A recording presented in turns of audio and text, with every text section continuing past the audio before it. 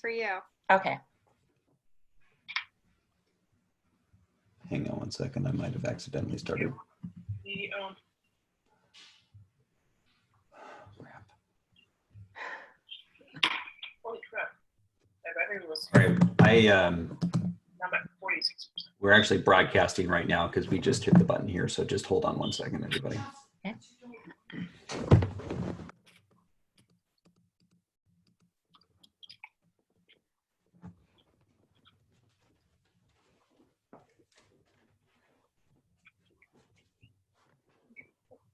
Chris.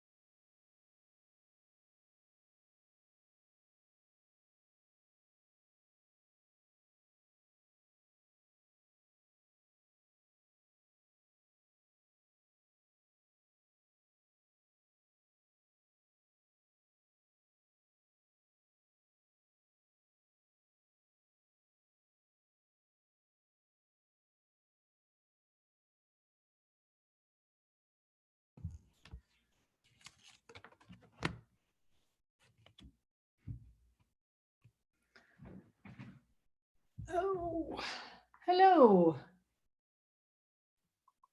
Hello. How's everybody? I see Jennifer Fisher's going to join us too.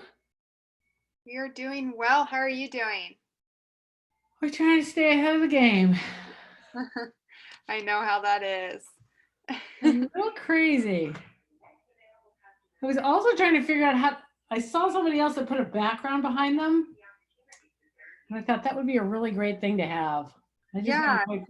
And every time I look online, like right before a meeting, I can never get it figured out. So it's new technology. I'm stumped.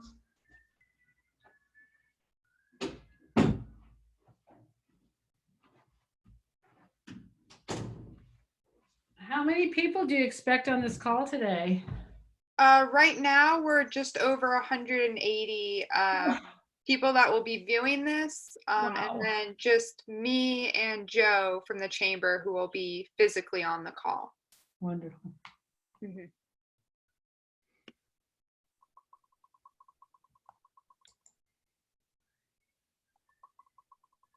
Interesting. So Joe accidentally started broadcasting right now. So he is trying to pause it. And then we will continue setting up. Not a problem. I'm good. I just kind of like to jump in and make sure that I can get, yeah, I can hook up ahead of time. So that's fine. Yes. Thank you so much for coming on early. No, it just gives me a chance. And that way I'm not like the very last minute. Yes. So let's see. You know what I did do though in my last call? I was on a 3-hour call last night. Oh, wow. Well, you know, we got to get these, board meetings are busy at times anyway, and then let alone you throw COVID in there and turns into deeper conversations. Is that better? A little higher Yeah, up? that's great. Yeah. Okay, we're gonna do that. That way I don't have as much below me. I even put on makeup today. I think this is really funny. It's like we forget to even like get dressed anymore. Unless we're on a video call, I'm in my pajamas all day.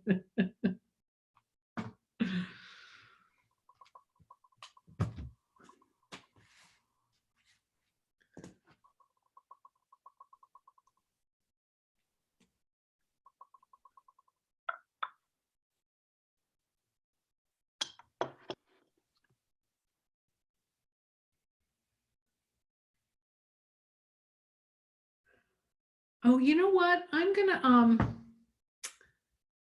forward something to Joe because it was all about the CARES Act and what it was going to fund and what it wasn't going to fund, or actually what it was going to fund. And there's a lot of information for small business on it.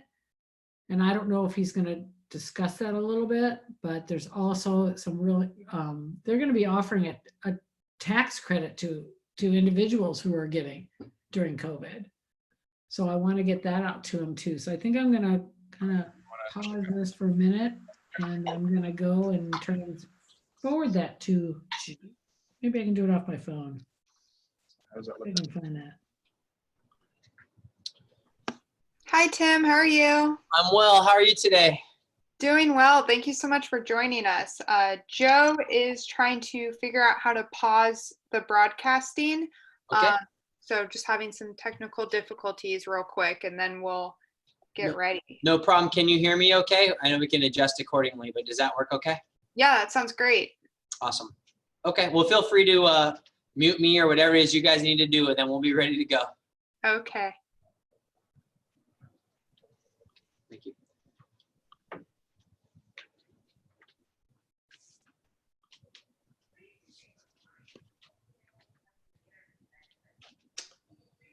I'm going to change this.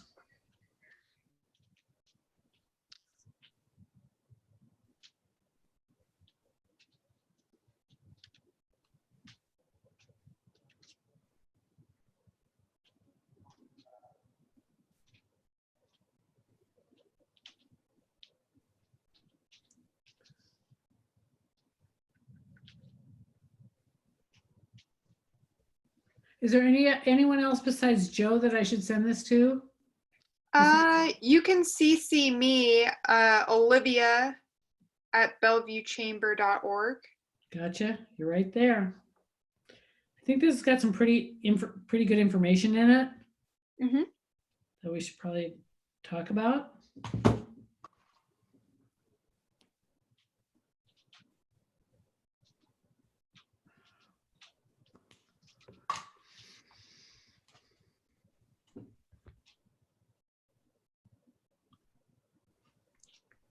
And what's the format? Is Joe just going to be asking us some questions or? Yeah, so I actually have the format right here. He's gonna introduce you. I'll pull up whatever materials you sent me or your website up onto the screen. And then I have, so for Sophia Way, I have your bio and what the organization is all about. Joe will ask you some questions and then you can go ahead and just answer those questions, add on whatever you would like. And we may also during that time have questions that other people that are viewing this may have. Okay, You can speak on those questions as well. good.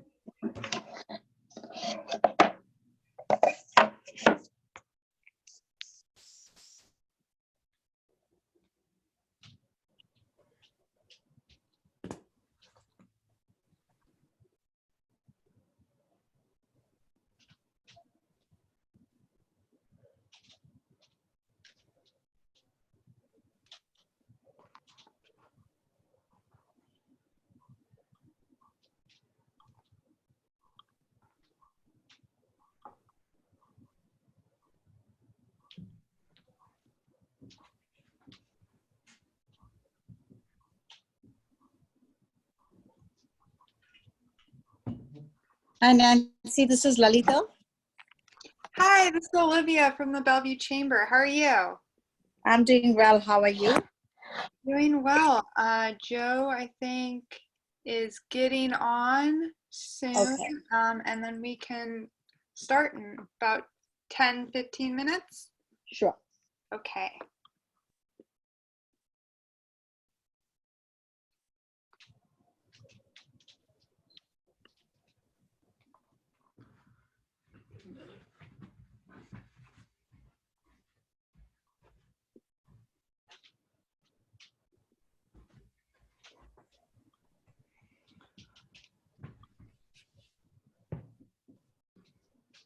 So I've already heard stories of people getting up and being in their boxer shorts or not dressed or silly things behind them in there. Have you seen or heard of any of these things? I have.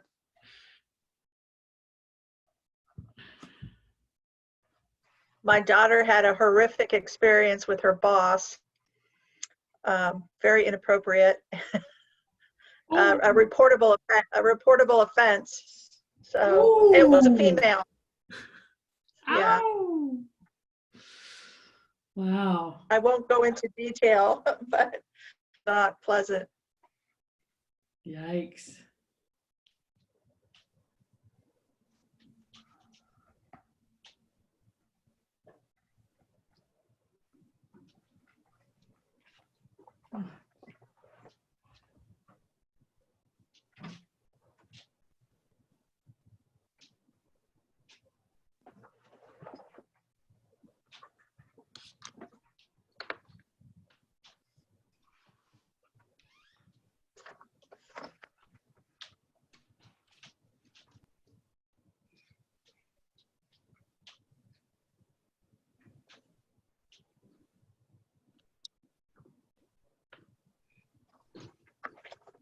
Hey, everybody. Thanks for doing this.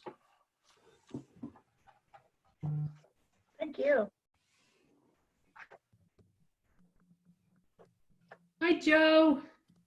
Good afternoon. Days really don't mean anything anymore. No.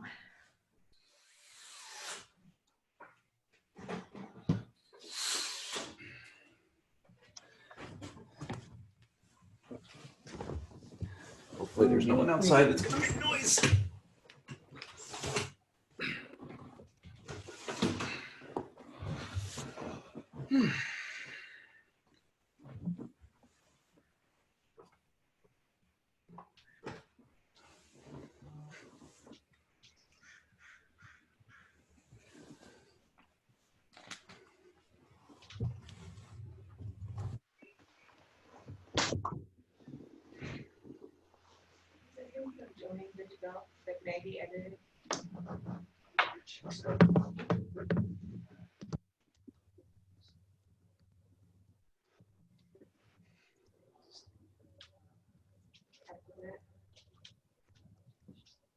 I send it to you.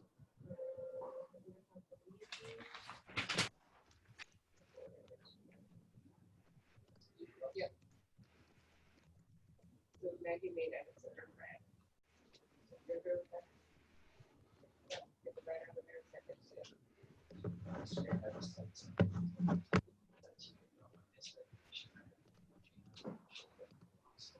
Okay. And Olivia, how long does this run? This is going to go until about 3:45 is what we're expecting. Perfect. Thank you. Yeah, no problem. And there are a number of folks that are joining us right now. And so we'll be getting started in just about 9 minutes.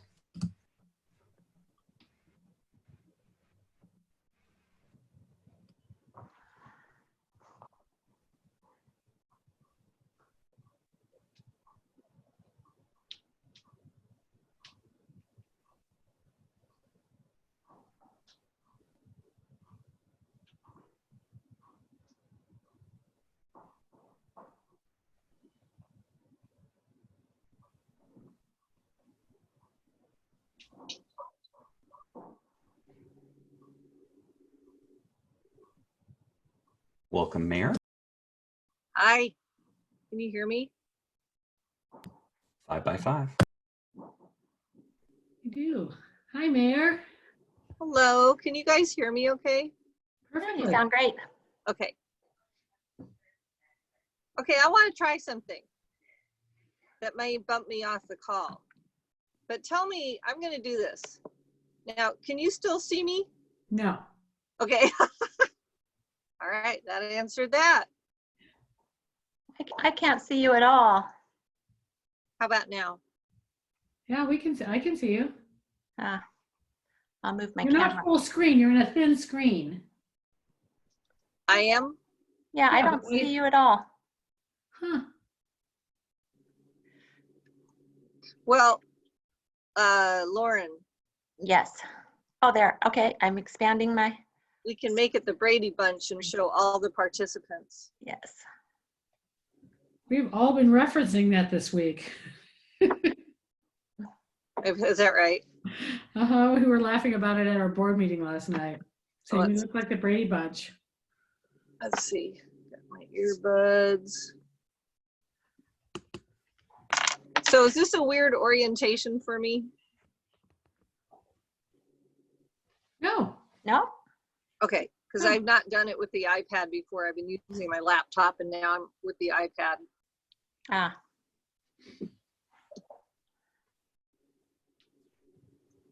And just to remind folks that we'll be starting in about 7 minutes. We've got a number of participants that have already joined us, and they can hear and see and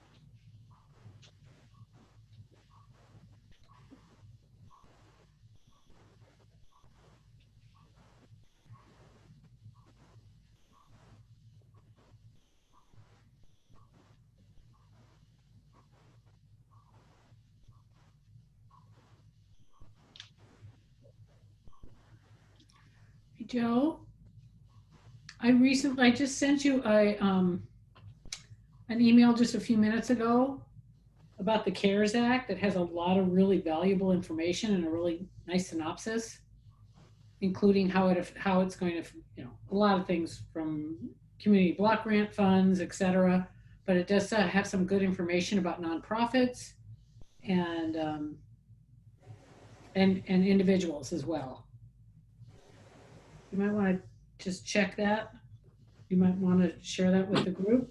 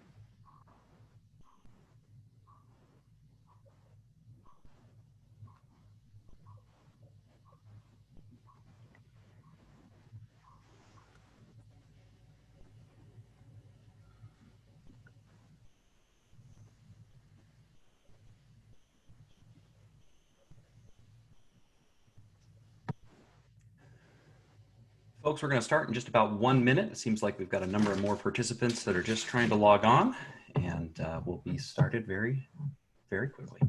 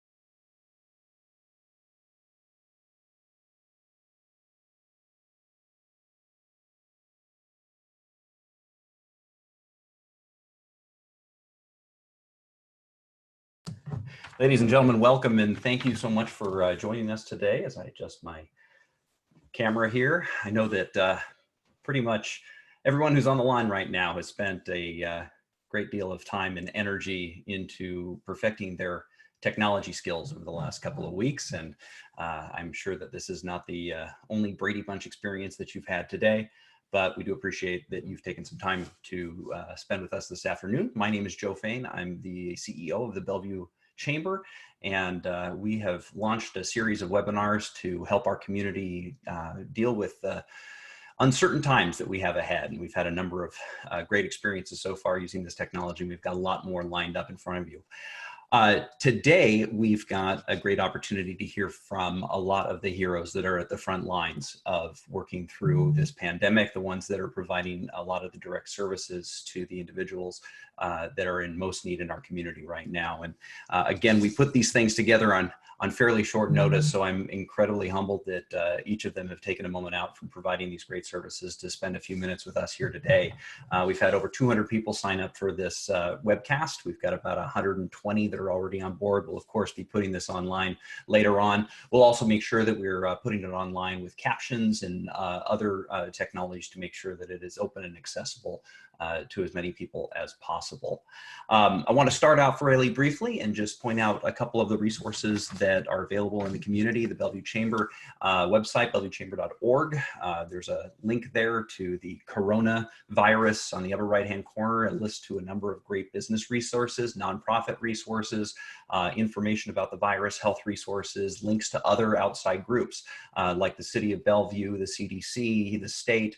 There's a lot of great resources out there, and we're really trying to make sure that we're collaborating and getting all that information out to folks.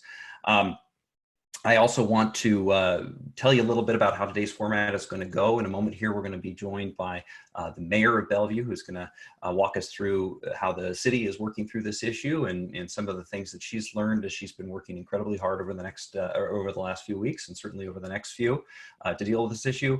And then we're going to hear from a number of nonprofit executive directors from across our Eastside region that have great experience and also can tell us a little bit about the needs that they're facing and how each one of us can participate in trying to fill those needs. I want to remind you that we've got a couple of poll questions, and certainly throughout the day, if you have a question that you'd like to ask any of our speakers, there's a little Q&A button there at the bottom of your screen. Please feel free to click it, ask a question, and we'll make that part of this interactive session. It's one of the great things about the technology that we're all coming very, very accustomed to. Our first guest today is a great leader here, recently, or maybe not so recently, made the mayor of Bellevue. She joined the council in 2014 after a very rich civic history. She's involved in all of the major social and human service organizations on the East Side, and has just been a great force for bringing together the community throughout the region, both the business community and the nonprofit community, to help us fight this issue with a unified voice. So if I could figure out how to unmute her, I'm going to welcome the mayor of Bellevue, Lynne Robinson. Welcome. Hey, thank you so much. It's really an honor to be here on this call today. And I want to thank Joe for all that you've been doing in coordinating these conversations. And I think the most important thing that any of us can be doing today is communicating, because without information, people start imagining things. So this is a great forum today to get more information out. I'm honored to have with us today Lauren Thomas, CEO of Hopelink, Alisa Chatinsky, Executive Director of Sophia Way, Lalita Uppala, Executive Director, Community Program Director at Indian Association of Western Washington, Tim Motts, President of Boys and Girls Club, and Jennifer Fisher, Executive Director of Bellevue LifeSpring. So I'm just going to give a little brief overview of what's going on from my perspective. I think that we are learning a lot as we get through this crisis, but you know, the one thing that I'm seeing time and again is agility, as especially in our nonprofit world, as we work with these increasing challenges, and the ability of these agencies to flex, to run, to dig as they adapt their organizations to serve more clients with less funding is quite remarkable. And I'm grateful to have this kind of response and leadership on the East Side. I want you to know that I am lobbying all day, every day, for more human service funding from our federal, state, and local funds. I'm also on the phone every day, multiple times a day, with Senator Patty Murray's office, seeking help. I'm working with Congresswoman Del Bene, State Senator Patty Cooter, State Representative Milan Tai, as well as King County Councilmember Claudia Balducci. I'm just lobbying for our nonprofits, our hospitals, our small businesses, any way that I can. And I think that we are starting to see a good response. Obviously, we need far more.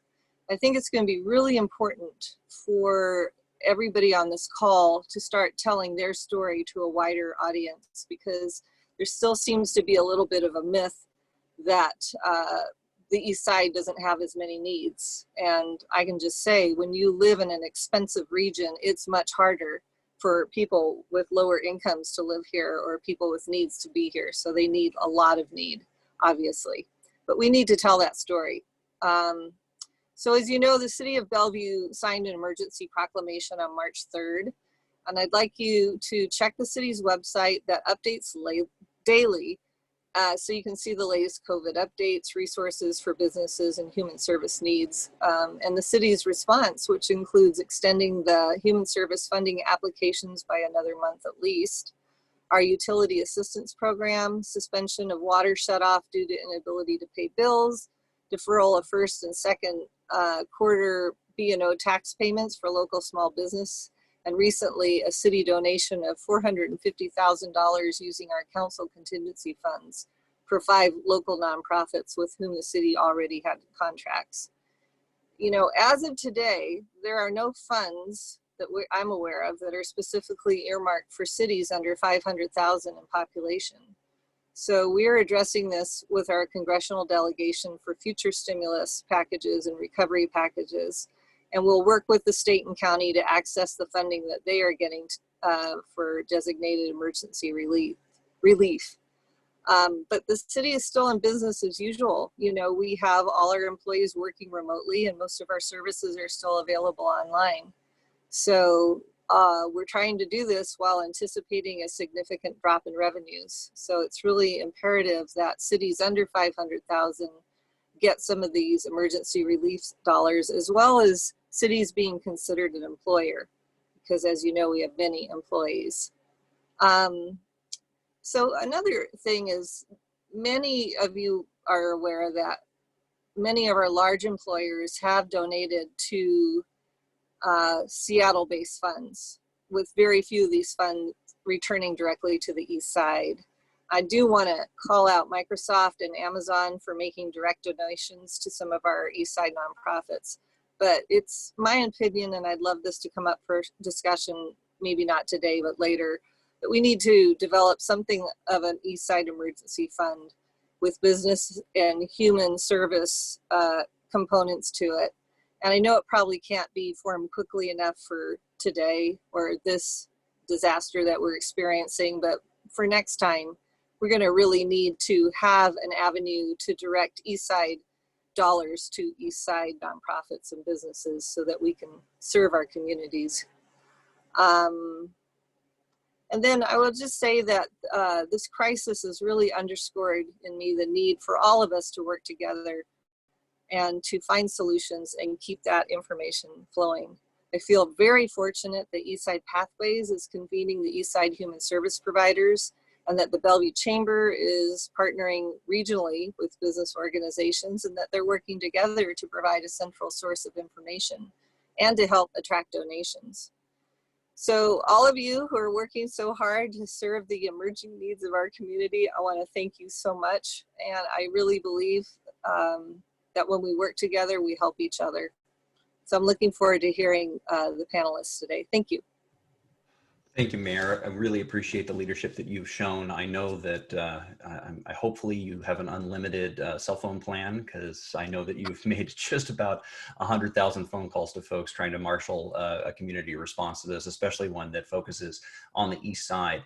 I want to ask just a quick question, because I know you've been making all those phone calls. Is there a common theme from the folks that you've talked to over the last few weeks, something maybe on the human side about what they're personally facing that that stands out in your mind, that's kind of a unifying element? Well, I think that this is a situation that is changing daily, and so the needs kind of change daily. I would say that there's an outcry for more information. It's amazing to me that I know it's on our website, I know it's on your website, I know it's on a lot of websites, and yet there are still people who are not in touch with the information that's available and don't know the assistance that's available to small businesses. There is a lot of confusion as to, you know, every business is different and has its unique definition, wondering if it's an essential business or not. And I know, Joe, you've done a great job of putting all that information up there. So I feel like the old-fashioned telephone operator with the headphone and the little cables connecting people to service information. And I just think all of you have been a part of that. And that, combined with the emerging disgruntlement of the lack of funding to the East Side, is what I'm hearing the most about. Absolutely. And I want to give a quick shout out to my chamber staff, and particularly Ellen, who, Asbel, who has been working the phones night and day, connecting with members and non-members in the community and the business community, talking to them, listening to them, and connecting them with some of the resources that we have. And it's just, it's been exciting for me to see that there's been a community-wide response to the issue. And you know, we might spend all of our time on these chats, but that's because there's just loads of people that are doing good work and want to do good work together. So thank you, Mayor, for your leadership in that. I want to move now to one of our first executive directors. It's very exciting for me to introduce Lauren Thomas from Hopelink. Hopelink, for those that may not know, is a critical social service program that runs across a number of different fronts, including everything from housing, transportation, family development, financial assistance, employment programs, adult education, food banks, literacy training. We could be here all day talking about the things that they're doing as one of the great umbrella organizations in the social service network here on the East Side. And Lauren has been their CEO there for 25 years of now, and has 25 years of experience in the nonprofit management and a whole host of different causes. So Lauren, thank you so much for being with us today, and we look forward to hearing your thoughts as I find the unmute button. Great, thank you, Joe, and thank you to the Bellevue Chamber, and thank you, Mayor Lynne, for everything that you're doing on behalf of all of the East Side agencies. It's very, very much appreciated. I'm excited to talk to you about Hopelink today, and I have been the CEO there only 7 years. I saw that I should update my LinkedIn profile, but thank you for the introduction, Joe.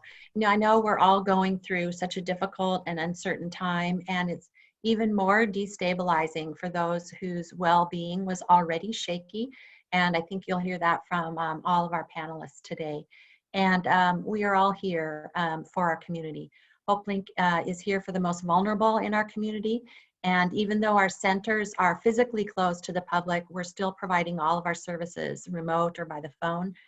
And we've modified our operations, like everyone, to comply with the latest safety and health guidelines.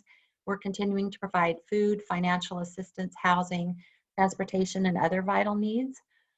We've been providing our services since 1971, when we were founded nearly 50 years ago in Bothell by a laid off Boeing engineer at the time.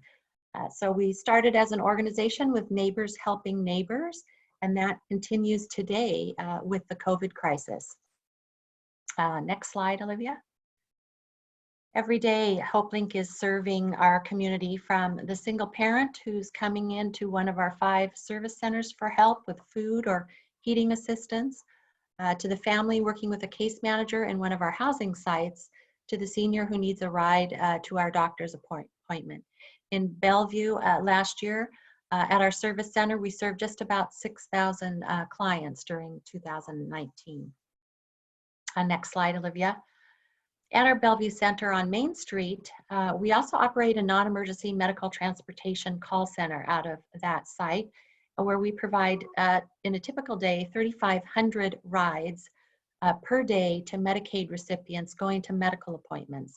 So that includes life-saving treatments like cancer care, dialysis treatment, and preventative checkups.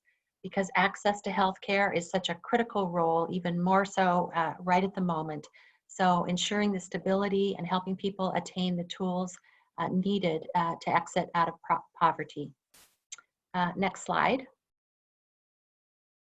For our food system, we currently serve more than 15,000 people per year at our 5 food banks, and we've had to adjust all of our procedures to ensure that our food distribution is safe and hygienic. We've discontinued accepting food donations, which typically represent 80% of the food we distribute.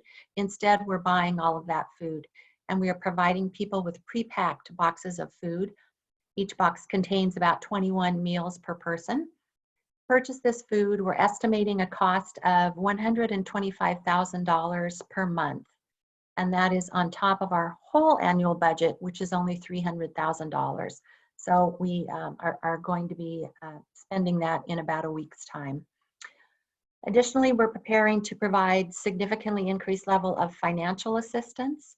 Many of the people who seek our support are already on the edge, so this loss of a job or reduction in work hours right now is a financial shock that causes them to be unable to pay their rent or their key bills. We anticipate needing approximately $500,000 over the next 2 months, and significantly more if the crisis extends past April. Next slide, please. Here's a few photos of our 5 food banks, and I want to thank everyone who's volunteering at any of our nonprofits on the East Side. It really takes all of us, so thanks to everyone. Next slide. Here's a picture of our mobile food bank, mobile food truck, delivering to 10 locations. It's temporarily suspended, but we expect to have that back up and running soon. Next slide. We also offer a network of programs and services. Clients are able to come in for whatever service they need, whether if it's food or housing or financial planning, employment services. They can use any or all of our services. And as I mentioned earlier, they're currently offered remotely, online, or on the phone. Next slide. I wanted to talk also about our multi-year initiative that's core to all our work, based on adverse childhood experiences training, that is aimed at training all of our staff and core volunteers in the neurological science of the impact of toxic stress and trauma.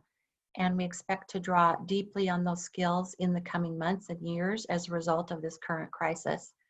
We've also made sure that all of our food banks are visually welcoming to our clients, have an ability to communicate with non-English speaking clients, lots of availability of fresh produce, and added cooking demonstrations. This green flyer is a flyer that we just created last week. A lot of people have been asking, how can they help? What can they do? So one thing that you can do is reach out to your own neighbor and ensure that they have enough food. So when you go shopping, you can make a list, shop for a few extra things, and make a safe and sanitized emergency food box and leave it on your neighbor's doorstep. So I did this, added a roll of toilet paper, tied up in a ribbon, and a little encouraging note, and my phone number in case they need anything, because we really are in a time again of neighbor helping neighbor.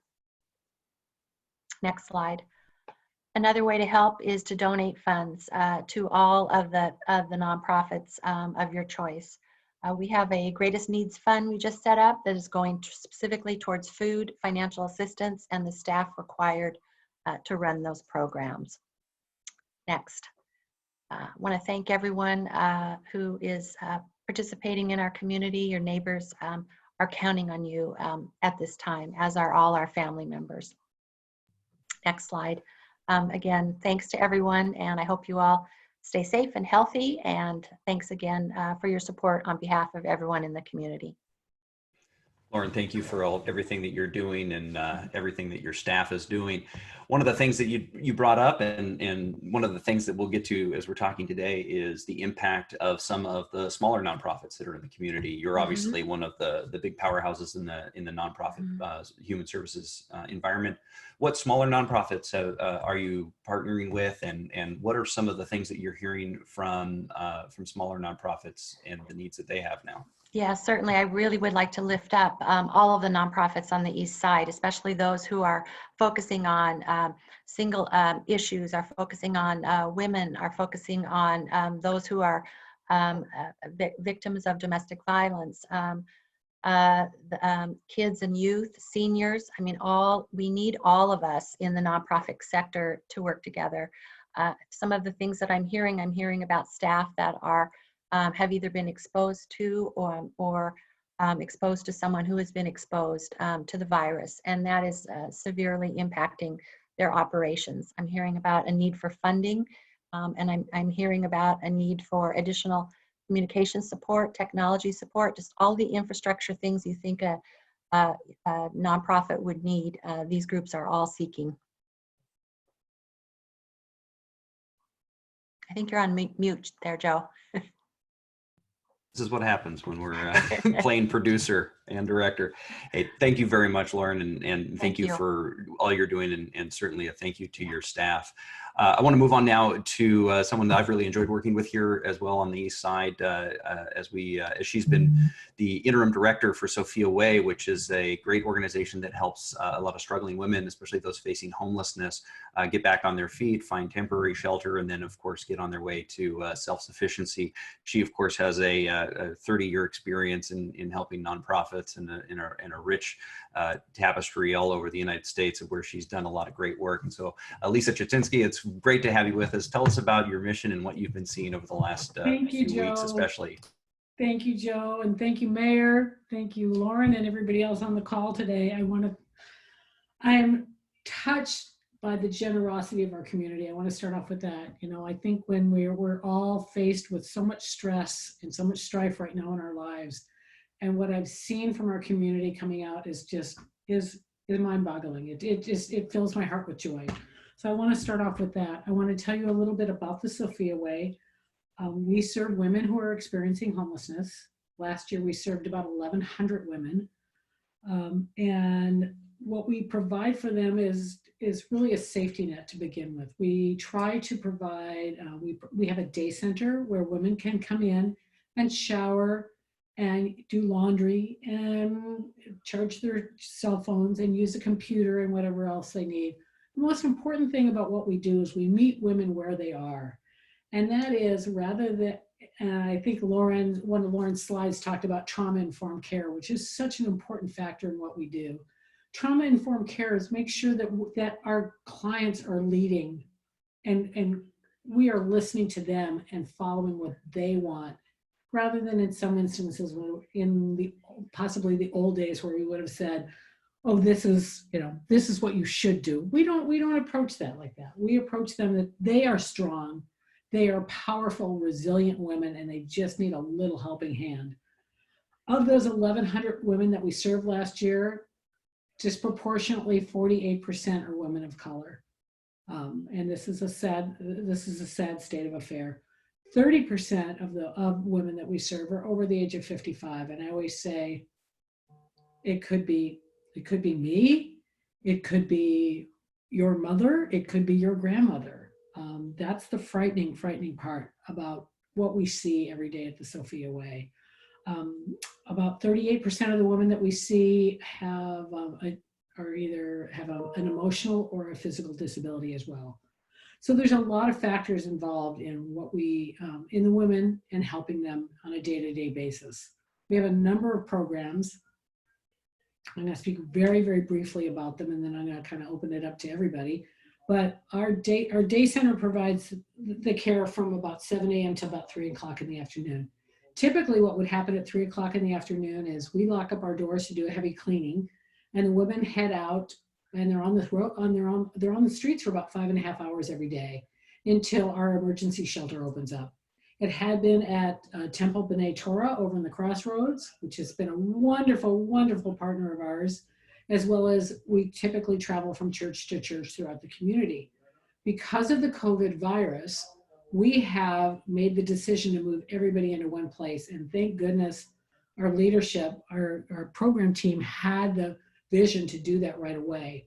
By doing that, we were able to distance our women a little bit more than it's not the perfect social distancing, but we're doing our best to do so, to provide as much space between them as possible. So that was the advantage of moving back over to where our day center is located at St. Luke's Lutheran Church over on Northeast Bellevue Way.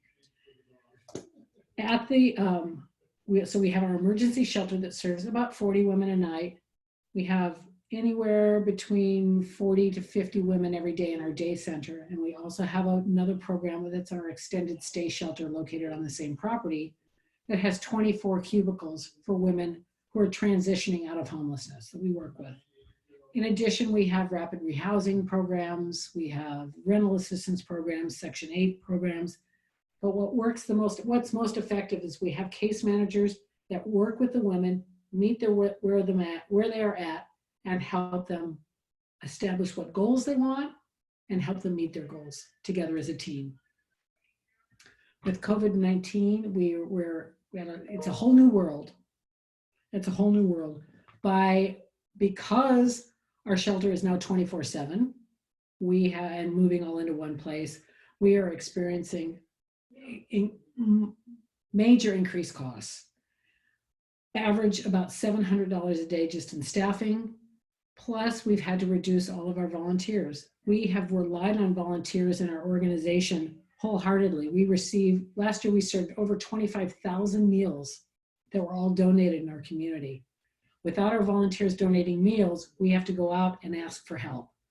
What we're doing right now is we're reaching out to our local restaurants, and I hope many of you are on the call today that would consider helping us. We don't have a big budget, but what we're saying is that what we could do is people could provide breakfast, lunch, or dinner, and that's what we have budgeted in our emergency fund. That's what we're asking our community for, and that's what we're willing to help pay the local restaurants if they'd be willing to help us with our food, because we cannot accept food from our typical donors any longer. Our other needs that we're needing are, of course, we need masks and gloves and everything else we need to do to protect the women we serve, and as well as our staff as well. Things like disinfectant wipes. We need jog bras, leggings, sweatshirts, socks, and shoes for women. A lot of large sizes are typically. People are all more than welcome to go onto our website, look at our Amazon wish list, and order directly from there, because we are not accepting direct donations for the health and safety of our donors, our women, and our staff. I don't know what else I can tell you other than we are touched by the outpouring in our community so far. I really believe we're all going to get through this. It's going to take everyone's efforts. I'm delighted to see that we just, we received in the CARES Act that's gone on, that people can make a $300 donation right off the top of their federal taxes, which is going to be hopefully something that will help our organization and many other organizations in our community. And that people, I do believe, are really caring and good and want to help all those people that are less fortunate than us. Well, thank you for doing the work that you're doing. Obviously, it's a difficult time for all of us, but and certainly a difficult time for those that are providing these direct services. But thank you, and we've got some further questions that we'll pose to each of the folks at the end of our panelists having an opportunity to speak. But I want to move on now to Tim Motts. He's the CEO of the Bellevue Boys and Girls Club, certainly one of the most important service providers for kids that are needing after school activities and childcare and educational assistance. But things get turned upside down when you're no longer able to keep your doors open and there is no after school. So Tim, tell us how you guys are managing to continue to serve the community at this weird time. And once again, Unmute me, or do you? Yep, you're good. Awesome. There you go. Perfect. Well, thank you so much for allowing me to be a part of the panel. And, you know, as we've all kind of stated, this work right now is not for the faint of heart, and it can be lonely. So it's wonderful that we're all able to gather, and it truly takes a village. For us at the Boys and Girls Club, it has been, of course, an incredibly challenging time like everyone else. You know, last year we were able to serve just under 13,000 kids in Bellevue throughout 15 locations. And right now we've had to really take a good hard look at that and, you know, change our business model. We have been afforded a tremendous partnership with the Bellevue School District, and Dr. Duran approached us about the ability to provide the childcare that Governor Inslee mentioned, the childcare and food providing the youth. And so we have been providing that childcare. And so luckily we have a committed board who is trusting what we're doing right now. But right now we've had 5 sites open throughout Bellevue, including all 3 of our sites on public housing. So at our Spiritwood Manor, Eastside Terrace, and Hidden Village locations. Starting Monday, we're making a pivot, really focusing on this idea of stay at home. And so we're going to be open to members who are children of our essential services employees throughout Bellevue, as well as our members who are currently homeless. And of course, our members at our public housing, finding ways to support them through meals. You know, it certainly isn't the 13,000 kids that we served last year, but we are proud about the fact that even in these challenging conditions, we're able to serve those who need us the most. And that truly is our mission, serving those who need us the most. And so starting next week, our downtown facility, which is our newest building, the one you see right there kind of across Bellevue Park, and our location at Hidden Village will be open as full service Boys and Girls Clubs, where all of those members can enjoy our facilities. And then at our other 2 housing projects, they'll be open as emergency feeding centers. And so the families of the kids who go to those clubs will be open. And I'm really proud to share that through the work of the Bellevue School District for breakfast and lunchtime throughout Bellevue, the work they're doing at 35 different feeding locations, and through a private donor, we're going to be able to provide breakfast, lunch, and dinner for every one of the members starting on Monday who are accessing our buildings. As my colleagues mentioned throughout, you know, the skyrocketing costs, a Boys and Girls Club is traditionally, you know, a youth development, homework assistance, computer classes, cooking classes, basketball leagues, you know, all those things that you've known about this Boys and Girls Club for 70 years. Well, now let's add a pandemic, a social distancing, and we all know how easy it is to have 2.5 to 18-year-olds be 6 feet apart at any given time. So I almost wish I could take this camera and walk around our building and you could see the tape that we have around every chair and every table, but we're literally redefining our Boys and Girls Club to be this childcare emergency service provider. Because if we're really going to live our mission of those who need us the most, we've got to be able to figure out how to do that at the best of times and, of course, the toughest times. So we have masks, we have thermometers, we have all the safety things, working really closely with the Department of Health, CDC, and our national office. But it has been a challenge. Thank you for throwing up the slides here. Sharing a little bit, that's our website. But you know, right now, kind of what we're focused on. I think on the PowerPoint, if you go to youth who need us the most, maybe. I don't know if that PowerPoint is on there. Maybe you guys don't have it. That's okay. It's no problem. I can allude to my PowerPoint right here and share it. So as I mentioned, the sites that we have, but right now, one of our biggest focuses obviously is these kids are going through a lot of social and emotional wellness challenges as well. So how are we meeting them on that 1-to-8 ratio? You know, talking to them about the feelings that they have regarding the virus and really their home life, but also trying to give them a few hours each day. We're going to be open from 8 a.m. to 6 p.m. And how can we help them at least forget about some of the things that they're dealing with at home and allow them to really enjoy themselves. So that's been a challenge for us, but something that we're preparing to embrace on Monday. We've been open for the entire community since the beginning of the outbreak, but really focusing on those who need us the most starting next week. You know, some of the needs are a lot of the things that everyone else has mentioned. The cleaning supplies are absolutely huge for us. You know, we are sterilizing this building on an ongoing basis. Believe it or not, we're rotating the kids in cohort. So if a group of aged kids leave a room, then we're re-cleaning it. We're actually cleaning each ball after each use. You know, even things like if parents need to sign something, we're putting that pen in a bucket and giving them a new one and then sterilizing those pens. So cleaning supplies, wipes, cleaning sprays, paper towels, masks, grocery store gift cards for our families are absolutely huge. A lot of our families, as you can imagine, you know, we talk about hoarding and buying. These families don't have the luxury in our public housing sites and everywhere else to buy 14 days worth of stuff. So the gift cards have been huge for them. The stories coming from our staff where the families just come out of the housing site to get these gift cards and they keep saying to our staff they want to give them a hug, but certainly they can't right now. So gift cards are huge for us as well. Obviously, it goes without saying the donations are the biggest part for us as a Boys and Girls Club. You know, we've kind of ratcheted down to essential services, but you can imagine still requiring, you know, 60 plus staff, 10 hours a day at 8-to-1 ratio, plus all the cleaning. You know, we're looking at the hefty bill of over $500,000 a month to be fully ramped up there. And for those of you who know our Boys and Girls Club through basketball leagues or rental facilities, you know that approximately 60% of the $5.5 million that we collect each year is through fees that we can't charge right now. So we are working our tails off to close that $500,000 gap a month for at least 6 months. So you don't have to be a math wizard to realize what our emergency campaign is right now. We are fortunate, just like many have alluded to, that our community is really stepping up.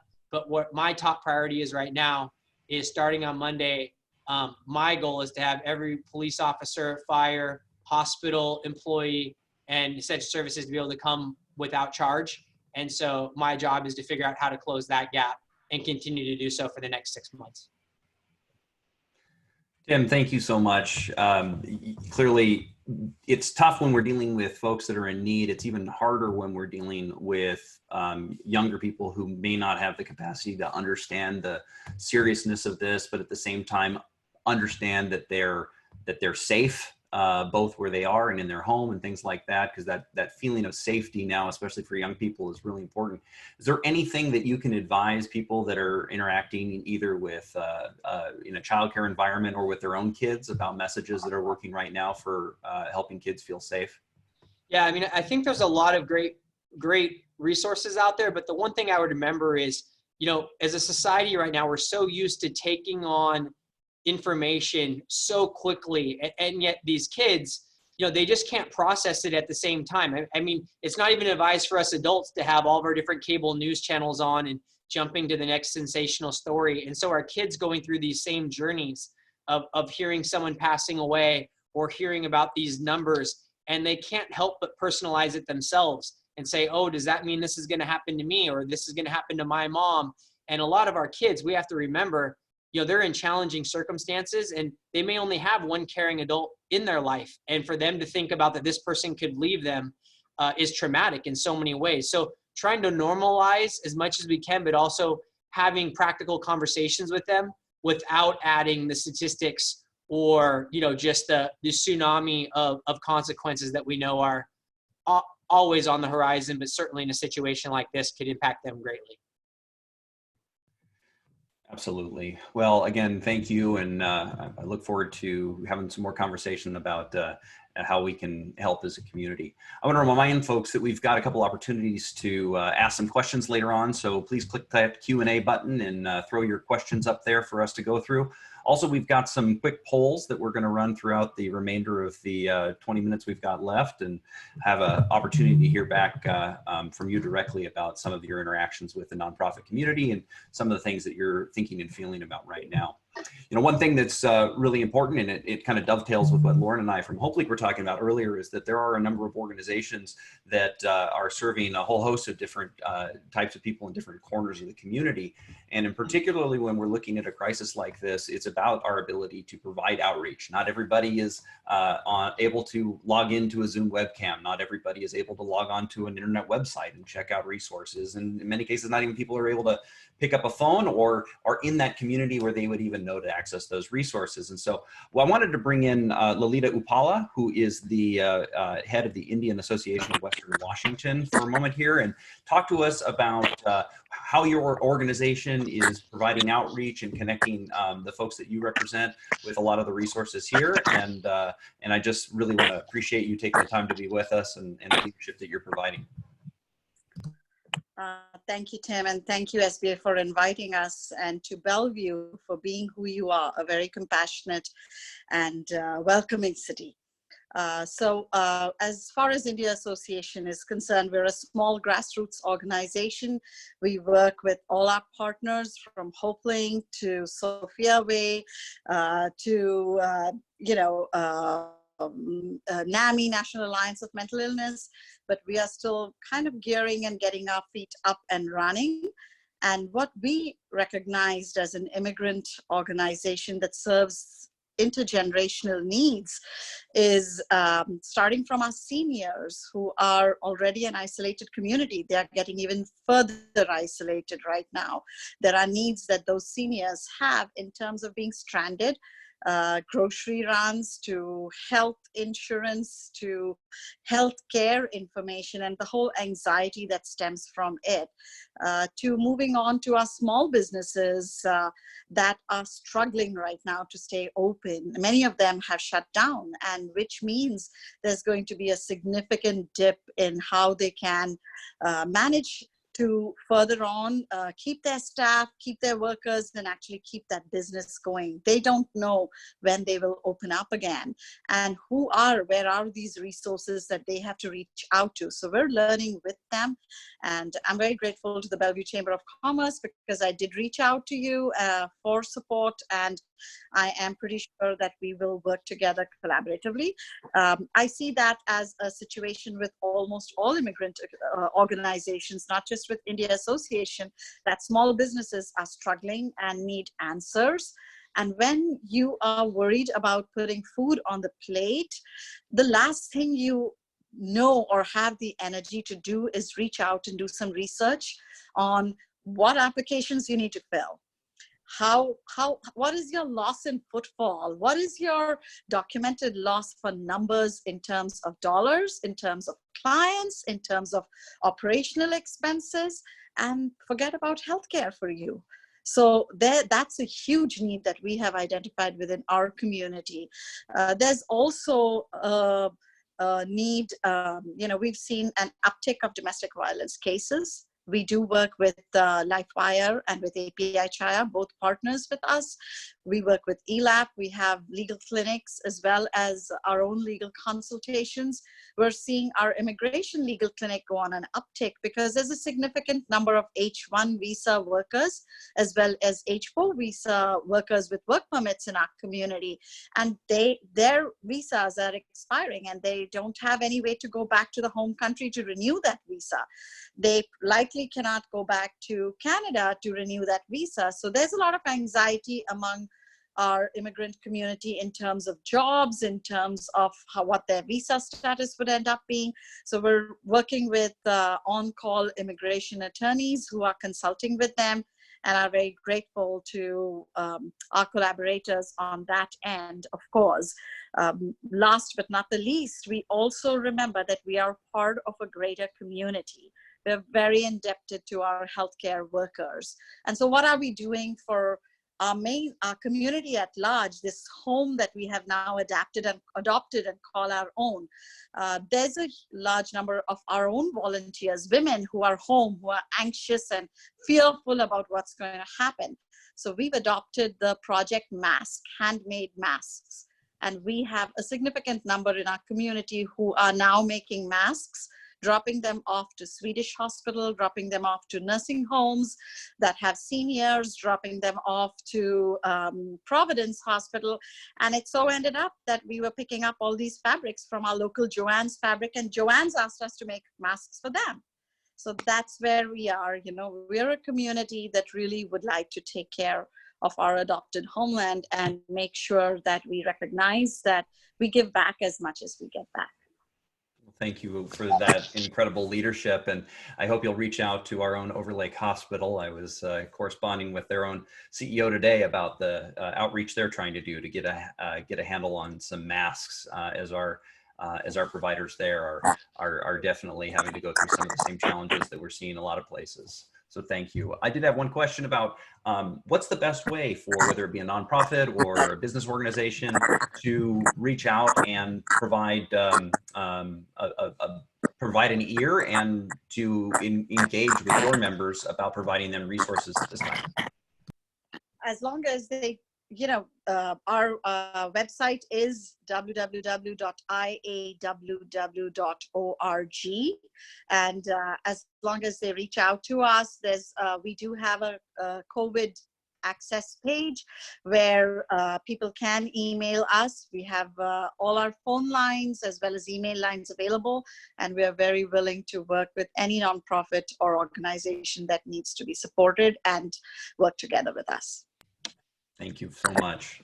And I see up there, you've got a link to the 2020 census. I know a lot of folks have seen that in their mailboxes. Two major reasons to do that. One, obviously, we need to get it done. We need to be counted so that we've got representation and resources that come to us. But also, if we don't do it, it puts a real strain on a federal government to go out and count people the old-fashioned way, which is a little hard right now. And we certainly would rather have them putting their resources towards helping others instead of just doing a head count. So get your census in. Our last panelist here today is with VisionHouse, Melissa Gehrig.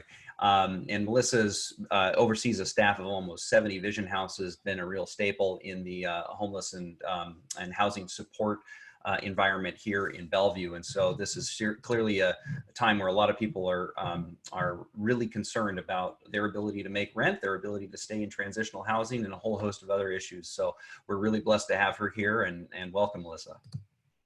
Thank you so much, Joe. Really appreciate the opportunity to tell you about VisionHouse and to join this host of professionals doing the hard work on the front lines. But as you said, VisionHouse has been in the area southeast King County for 30 years, serving exclusively families with children. So historically, we served single mothers with children, and now, years later, have moved to serving single families that are headed by mothers as well as fathers, and also two-parent families. So we're a transitional housing program, working with other emergency shelters for referrals. So we're the sort of second step from a Mary's Place or a Hope Place where they're in an emergency 90-day stay, and then they come to us for that longer period of stay. So our average length of stay is 16 to 18 months. And we're working with families who have experienced significant levels of trauma primarily. These are generationally homeless, families who've perhaps grown up living in a car or are raising their children in a car. That's a very common situation that we see these days. But so we have 36 units of transitional housing in South Bellevue, North Renton area, as well as in Shoreline. We're opening another building in a couple of months with another 10 apartments in Shoreline. We have a child care center in both locations because we know that child care is one of the significant barriers to stability for parents who are trying to go to work or find a job or go back to school. So we know that having a safe place to send your child is critically important. Families come to us through a diversion process, which in the industry is a term that refers to diverting a family from entering the shelter system. So we help them identify opportunities for stability and safety, and then it could be somewhere locally, or it could be in another state, and then we will provide the resources or finances to help get them to that stable situation. Otherwise, we house about 65 families a year in our transitional housing program. And just as Alisa was saying at the Sophia Way, we are very strengths-based, client-driven, and trauma-informed, believing that every individual is equipped to do the work themselves to transform their lives and break the cycle of homelessness for their children. So families set their own goals. They work with a case manager on a weekly basis. They receive counseling. We have life skills training classes to enable them to work towards their goals, primarily in the order of education, employability, household management, parenting, health, and wellness. The real uniqueness of the VisionHouse program is that, unlike the Housing First model, we believe that in order to, everybody needs a home, we know that, but we're working with families to help them to have access to a healthy home, and that is a home that they build themselves through the skills that they're learning at the work that we do at VisionHouse. So we believe that we're not only helping to transition them to permanent housing, but we're working with them to equip them to maintain that housing. And so that is really one of the uniquenesses about the VisionHouse program, is that equipping. And it is through all that life skills work, but also through a very strong focus in youth and family advocacy and family attachment disorder.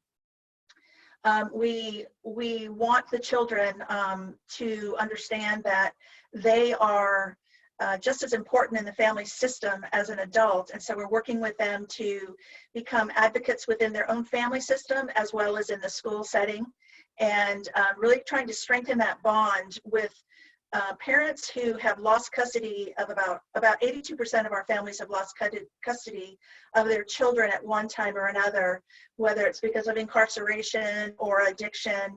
And so that primary bond that we build with our children to be able to meet their needs is often either broken or not even established.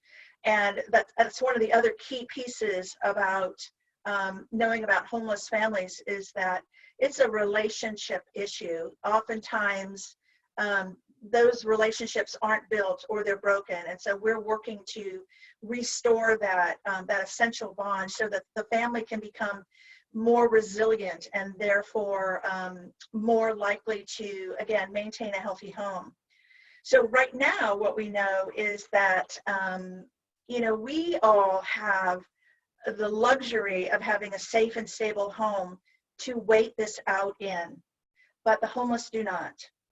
And so that is the real tragedy of the homelessness problem that I see right now. And the risk that the families in our program feel of losing the housing that they have with us by not being able to pay rent because they've either lost their job, or their hours have been cut back, or they've had to choose between going to work or caring for the children who were at home. So we're trying to be that, not only the triage, but the stable place to help keep them, in a safe place. We're, obviously working with them to make sure that they know that rent is not the primary factor right now to maintain their housing at VisionHouse, but we're really wanting to stay connected with them. That's the very primary focus. Trust and connection are vital to the support that we can offer to families right now to keep them from being derailed. We also know that for those who are in addiction, connection is vital to maintaining sobriety. So our staff are staying connected wherever they can to the families both not in our program, but also those that are calling in need of support. With our diversion program, we're able to serve over 500 families a year through resources, financial support, and then that path to other forms of stability. So we do a lot of phone triage. We have staff on the front lines taking calls every day, just providing resources, sending them to Hopelink or sending them to the Sophia Way or wherever it is, so that they are being responded to, they are being heard. Because so many times, as you all know, these folks make a phone call and nobody picks up. And so we're committed to picking up the phone. This is a huge time of instability for us as an organization, and the staff are trying to provide services at a time when many other places are shutting down. And the cutbacks that families are seeing are in childcare, legal support, mental health support. And so while we are not trained to be attorneys or mental health counselors, we're doing what we can to make sure that whatever challenges that families are experiencing can be heard and supported in whatever way we can. We too use a lot of volunteers, over 300 volunteers a year, to help teach our life skills classes, to help with childcare, everything from maintenance to office work. And we have had to, ask all of our volunteers to go on a hiatus right now. And that's really challenging for us as well as for them, because we are so relational and we depend on those volunteers. So we just really are grateful for everybody that's interested in supporting all of these nonprofits in one way or another. For us, our need is also financial. Doing the work that with a slimmed down staff, because our volunteers are not available. And events that have been canceled is going to really do a number on making budget this year. But besides finances, we too need those sundry items like toilet paper, bacteria wipes, sanitizer, disposable gloves. But we also need food items, because we're a residential program and our kids are in their homes right now. And some of the moms or dads are afraid to go to the grocery store. We need kid snacks, juice boxes, fishy crackers, chips, granola bars, canned meat, SpaghettiOs, ravioli, coffee, meals in a bag, and then also things like craft projects that kids and families can do in their homes. So we have a website that has this information on it. I didn't get any slides in at the last minute here, but our website is visionhouse.org, and there's information there. There it is. Thank you. And we also have, whoops, that's the wrong one. There we go. But we have information on our website of where items can be sent, and just really appreciate all the support that the community is giving, and to all of you on this call. That it really means a lot that there's so many people in our community wanting to provide support for those who can't help themselves right now. So thank you. Thanks, Melissa. What I want to do here, we're really just coming down to the tail end, but I want to ask one question of each panelist that we received at the very beginning of this, and it seems like a nice question to close out on. So just very briefly, if you could, what are you most hoping will be true in 2021? Let's start with Lauren.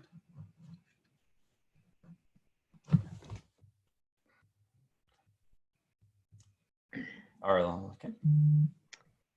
Well, seeing as this is a 100-year event, or hopefully less years than that, it really is a significant time for us to think about what the priorities are in our society. And I think, as many of us have experienced, who are the individuals that we are turning to, that we are worried about, and that are the integral part of our community. And it's our family members, it's our loved ones, it's everyone that's on the front line of whatever business and industry that they're in.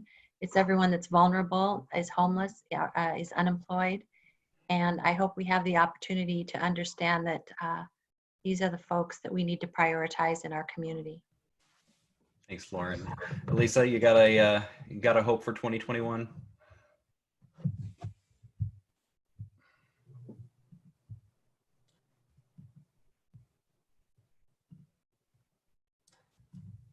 No matter how many times we push the unmute button, it just doesn't seem Here to we work. go. I think it was me because I probably muted it myself.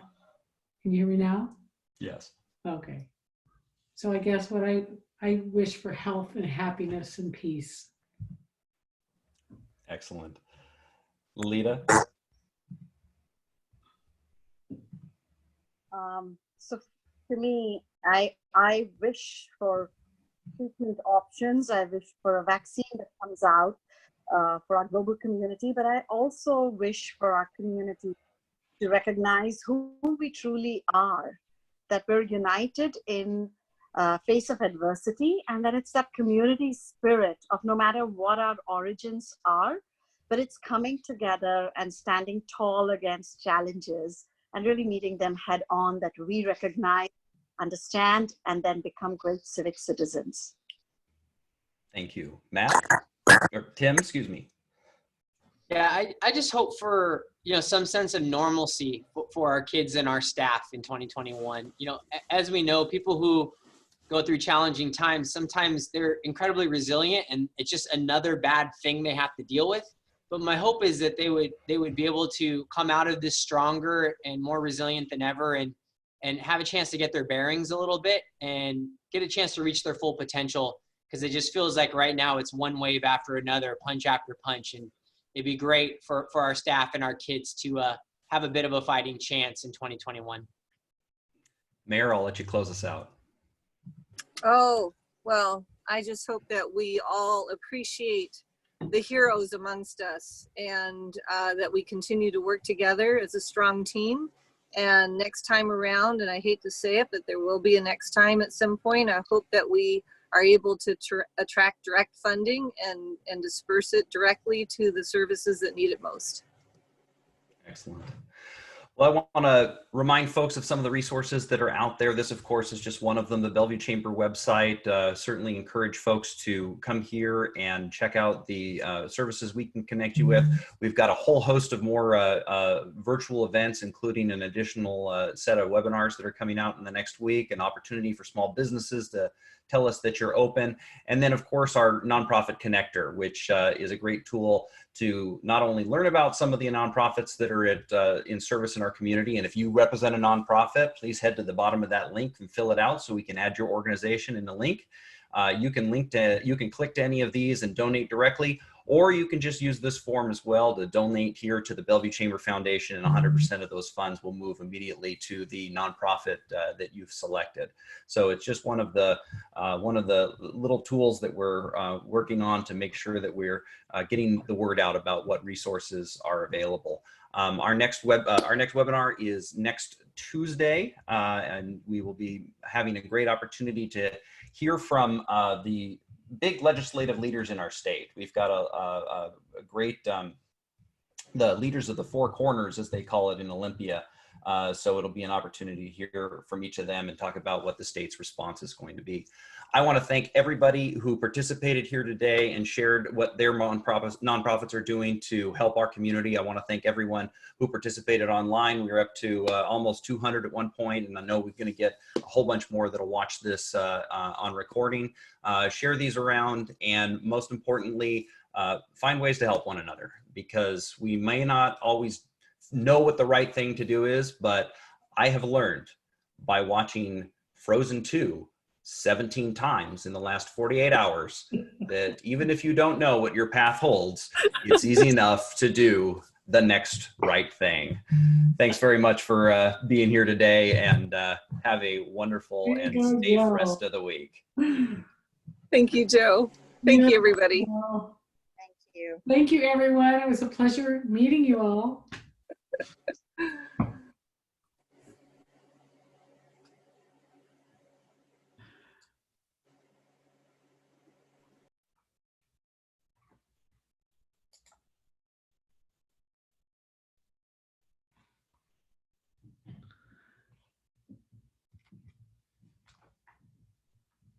Ta-da!